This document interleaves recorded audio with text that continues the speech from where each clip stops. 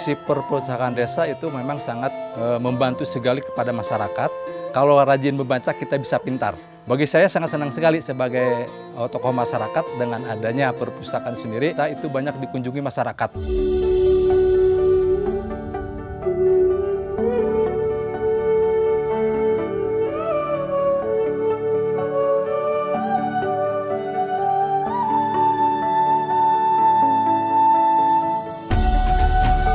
Diawali dari pemetaan masalah dan pemetaan potensi yang dimiliki oleh desa.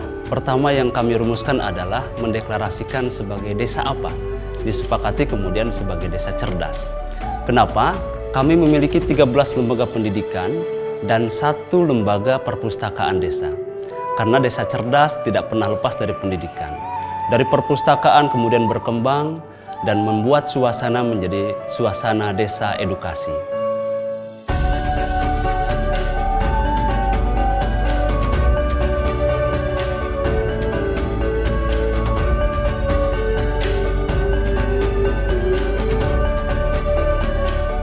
Latar belakang perpustakaan Insan Cipta didirikan itu karena pada waktu itu minat baca yang ada di Desa Kertayasa itu sangatlah rendah.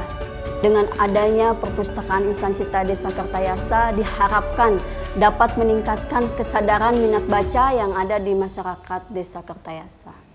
Sejak tahun 2014, program perpustakaan Insan Cipta Desa Kertayasa yang pertama adalah layanan baca di tempat. Jadi mereka itu bisa membaca sepuasnya buku-buku yang mereka minati di perpustakaan. Karena letak geografis Desa Kertayasa itu memanjang, ada beberapa masyarakat yang sulit menjangkau di perpustakaan itu karena jauh, jaraknya yang jauh.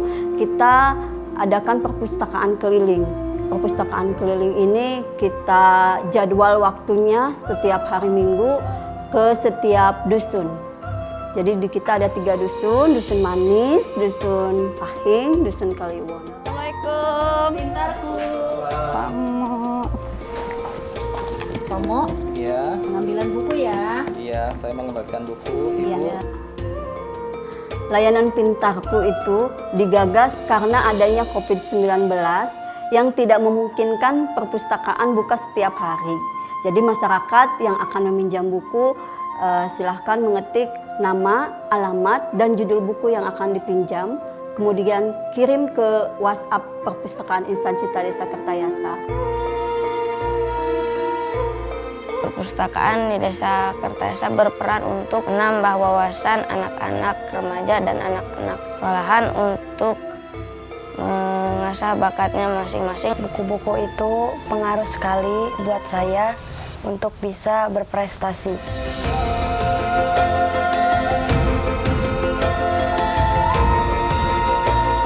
Kami memanfaatkan teknologi seiring dengan transparansi informasi, maka kami membuat layanan online. Itu kami beri nama SIMAK, berbasis website. Isinya selain pelayanan online itu transparansi anggaran, informasi publik, dan lain sebagainya kaitan dengan yang ada di Desa Kertayasa. Salah satunya kita memiliki petani atau peternak maggot, itu mengolah sampah dari limbah organik, kemudian mengolah limbah anorganik. Itu semua berasal dari literatur yang jelas, buku yang ada di perpustakaan.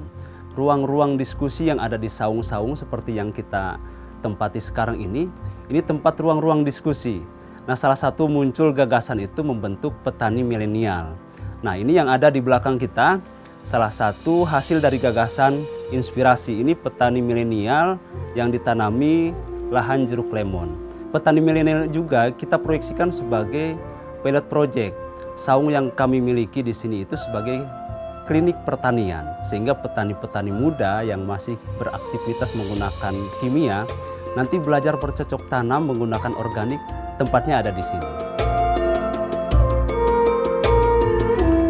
Peran kami sebagai BPD atau Badan Permusyawaratan Desa adalah satu, membuat aturan atau peraturan desa. Jadi pada saat Kepala Desa menjabat tahun 2020 itu ada keprihatinan dan ingin ada semacam terobosan dari segi pelayanan. Makanya terbitlah program SIMAK. Dari SIMAK ini ternyata setelah kami rundingkan, setelah kami musyawarahkan, memang impact-nya itu bisa meningkatkan pelayanan kepada masyarakat.